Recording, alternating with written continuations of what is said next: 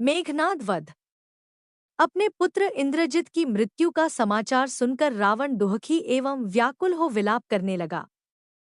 फिर पुत्रवध के प्रतिशोध की ज्वाला ने उसे अत्यंत क्रुद्ध कर दिया। वह राक्षसों को एकत्रित कर बोला, हे निशाचरों, मैंने घोर तपस्या करके ब्रह्माजी से अद्भुत कवच प्राप्त किया है। उसके कारण मुझे कभी कोई देवता या राक्षस पराजित नहीं कर सकता।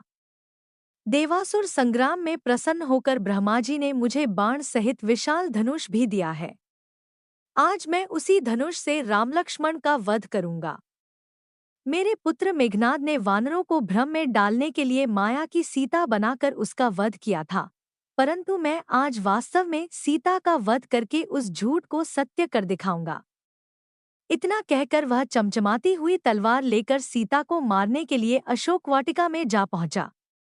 रावण को यह नीच कर्म करने के लिए तैयार देखकर रावण के एक विद्वान और सुशील मंत्री सुपार्श्व ने उसे रोकते हुए कहा, महाराज दशग्रीव, आप प्रकांड पंडित और वेदशास्त्रों के ज्ञाता हैं। क्रोध के वशीभूत होकर आप सीता की हत्या क्यों करना चाहते हैं? किंतु क्या क्रोध के कारण धर्म को भूलना उचित है? आप सदैव धैर्यपूर्वक कर्तव्य का पालन करते आए हैं, इसलिए यह अनुचित कार्य न करें और हमारे साथ चलकर रणभूमि में राम पर अपना क्रोध उतारें। मंत्री के वचन सुनकर रावण वापस अपने महल लौट गया। वहां मंत्रियों के साथ आगे की योजना पर विचार करने लगा। फिर बोला, कल हमको पूरी शक्ति से राम पर आक्रमण कर देना चाहिए। रावण की आज्ञा पाकर दूसरे दिन प्रातःकाल लंका के वीर राक्षस नाना प्रकार के अस्त्र शस्त्रों से सुसज्जित होकर वानर सेनाओं से जा भिड़े। परिणाम यह हुआ कि दोनों ओर के वीरों द्वारा किए गए आक्रमण और प्रत्याक्रमण से समरभूमि में रक्त की धारा बह चली, जो मृत शरीरों को लकड़ी की तरह बहा रही थी। जब राक्षसों ने वानर सेना की मार कर दुर्गति कर दी तो स्वयं श्री राम ने वानरों पर आक्रमण करती हुई राक्षस सेना का देखते देखते इस प्रकार सफाया कर दिया, जिस प्रकार से तेजस्वी सूर्य की किरणें रात्रि के तम का सफाया कर देती हैं। उन्होंने केवल आधे पहर में 10,000 रथों, 18,000 हाथियों, 14,000 अश्वारोही वीरों और 2 लाख पैदल सैनिकों को मार गिराया।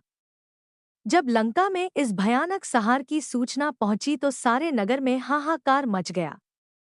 राक्षस नारियां अपने पिता, पति, पुत्र, भाई आदि का स्मरण कर करके भयानक क्रंदन करने लगी।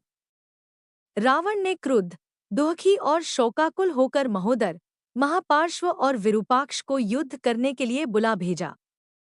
उनके आने पर वह स्वयं भी करोड़ों सूर्यों के समान दीप्तिमान तथा 8 घोड़ों से सुसज्जित रथ पर बैठकर उन्हें साथ ले युद्ध करने को चला। उसके चलते ही मृदंग, पा, शंख आदि नाना प्रकार के युद्धवाद्य बजने लगे। महापार्श्व, महोदर और विरूपाक्ष भी अपने अपने रथों पर सवार होकर उसके साथ चले। उस समय सूर्य की प्रभा फीकी पड़ गई। सब दिशाओं में अंधेरा छा गया। भयंकर पक्षी अशुभ बोली बोलने लगे। धरती कांपती सी प्रतीत होने लगी। ध्वज के अग्रभाग पर गिद्ध आकर बैठ गया। बाईं आंख फड़कने लगी। किंतु इन भयंकर अशुभ लक्षणों की ओर ध्यान न देकर रावण अपनी सेना सहित युद्धभूमि में जा पहुंचा।